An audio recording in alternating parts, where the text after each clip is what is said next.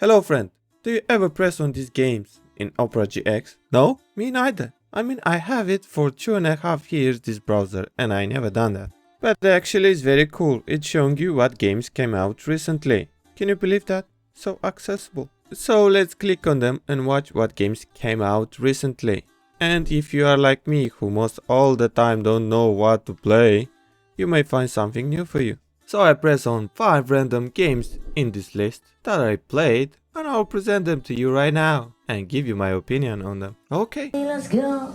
Now the first game in my list is called TheUniversim, where you'll have to play as a creator that has to manage his own planet and take care of the humans. But in the game they are called nuggets. Let me guess, the fat guy in the team got hungry in the process, eh?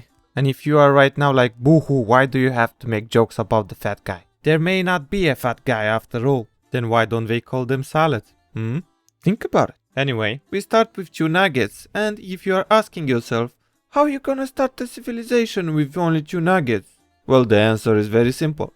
You start dating your sister. Sweet home Alabama. God damn it, I already like this game. But jokes aside, you'll basically start a civilization of retards. So we can say that the game is 100% accurate. Now, to upgrade your civilization, you will have to do a lot of research, and I mean a lot. And by doing that, you will go through 4 ages: Stone Age, Medieval Age, Modern Age, and Space Age. And don't mind if they skipped a few ages. And my problem with this is that you don't need to meet any conditions in order to research something. You just press on it and wait as you watch over your nuggets. Also, you will have superpowers to create miracles. Miracles are things like bringing the rain, or use telekinesis, or heal someone, things like that. You're a god after all. But you can't use them all the time because miracles cost creation power points that are provided by your nuggets if they believe in you, so try not to terrorize them too much. Or terrorize them and also sacrifice them on the altar for power points. Look at this, you can even play basketball with them. Here's Curry for the record! It's good! There it is! You sick bastards. First they incest, now basketball with humans. I'm telling you, there are some sick minds behind this game. And I like it. But now to the sad part. The game progress feels very slow. Most of the time I found myself sitting around watching the nuggets in case they would get hit by a natural disaster. Plus you can allow them to build on their own, so the game plays by itself. That makes the game less stressful and kinda kill the fun. I don't know if that was the intention of the game, but I got bored when I reached the medieval era. Probably it's more fun later game. I don't know. And there is also other small details like the tall bar and buildings design that I don't like. But I'll let you discover the game and get your own opinion. But that depends on what country are you living in and if you are allowed to have an opinion. For me this game is 6.5 out of 10. Not bad, but also not wow. So let's move on. Next slide.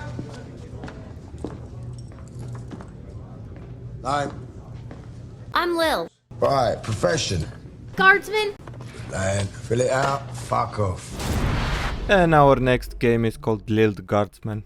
A game where you have to play as Lil, a 12 years old girl who lives with her father and he works as a guardsman. The game didn't tell us where her mother is.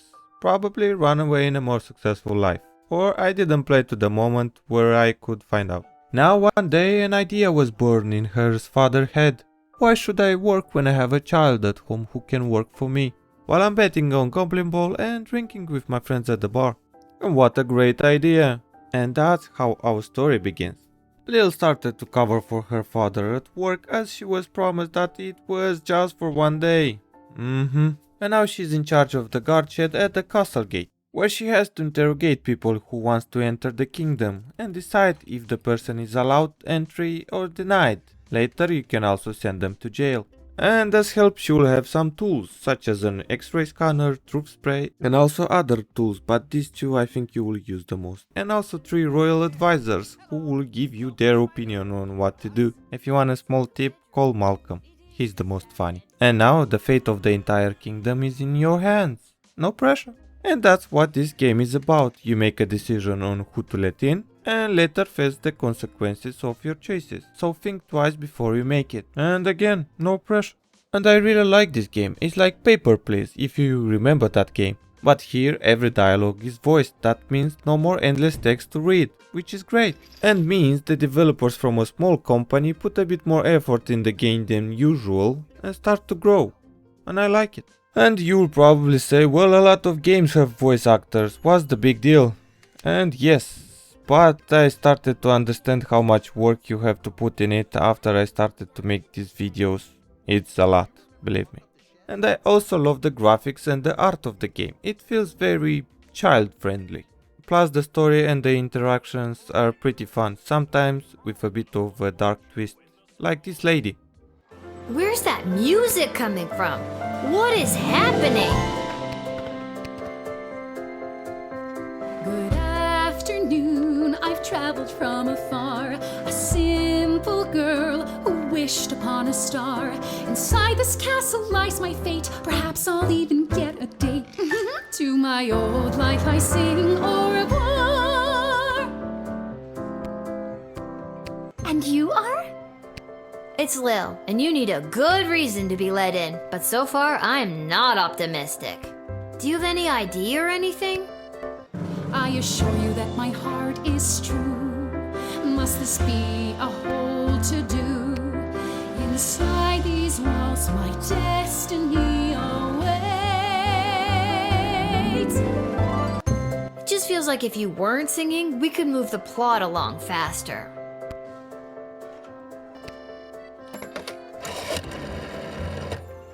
Can't talk. Teaching horses how to play water polo. Excuse me, who are you talking to? What are you saying to them? Are you talking about me? Behind my back? I'm right in front of you. Oh, it drives me crazy when people talk about me behind my back right in front of me. This is making me angry. Oh, maybe let's try singing? At times like this, what helps is this, calming down. This isn't a duet. I'm the star here. You think you're going to burn me? It's me that's going to burn you.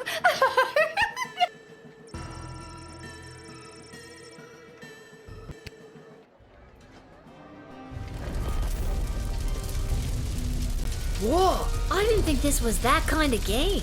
I didn't expect that either, but I'm a big fan of her singing. I'll give this game a 10 out of 10.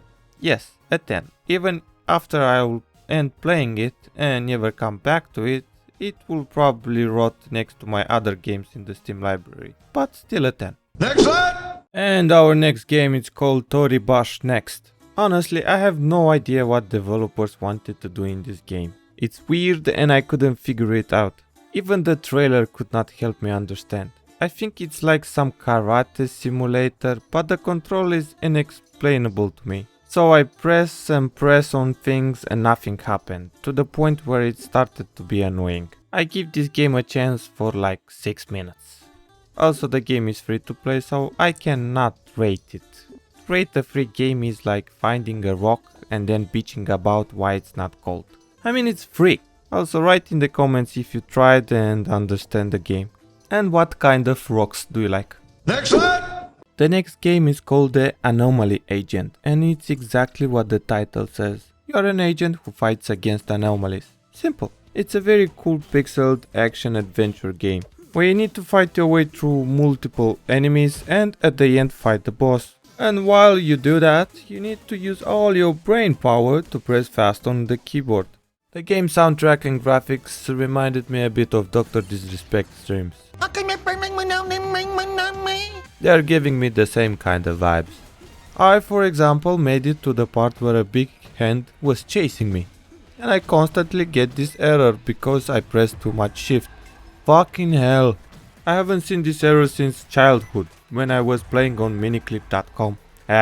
Memories. Anyway, I tried a few more times and gave up, because I needed to keep my last neuron intact after all these years of gaming. So for me it was a return, but that's not necessarily for you as well. For the first hour that I played, I enjoyed the game a lot, so I'll give it an 8 out of 10. Very good.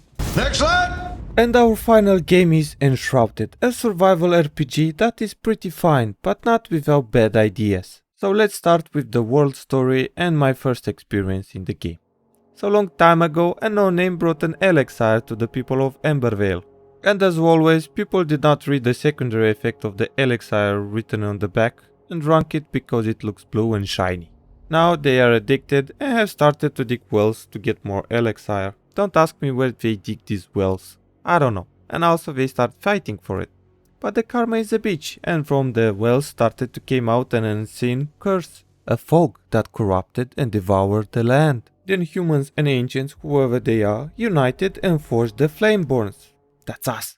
Now we wake up in our comfortable capsule and we are like, whoa, where are we? And also, why my character is so small? He's like 4'11". Then we find the Flame, who told us that we overslept and that we need to go and find a place in the world and construct a flame altar that will also be our first home. Then we walk towards the light through the door and see that the world is actually beautiful. And also laggy because I put the graphics on max quality. And then you see that outside is so beautiful that you want to inhale some fresh air. And then you realize that you are not outside. And now we need to figure out how to get down there. And we find our way through a cave. And we also find the torch. Wondering why the developers couldn't make the characters hold the torch above his head. But they probably know something what we don't. And actually that's the right way to hold the torch. Anyway, we find in the cave a region enshrouded in fog. And we fight our first mobs. And we understand very fast that the combat system needs some improvement. Because it doesn't feel smooth at all. And of course, we have the roar. Well, without it, eh? And when we finally find our way out of the cave and start chasing after a fluffy bastard. Because I wanted to love him. But he got away. Also critical hit a stone. Huh? Who are you? You! And for the next 30 minutes we try to figure out how the crafting system works and start to build our first house. And here I was very impressed by the scaffold. I think that's the only original idea I have seen in a building system in many years. It allows you to build easily the second floor and the roof. How cool is that? And also very sad that they put this in a game just now.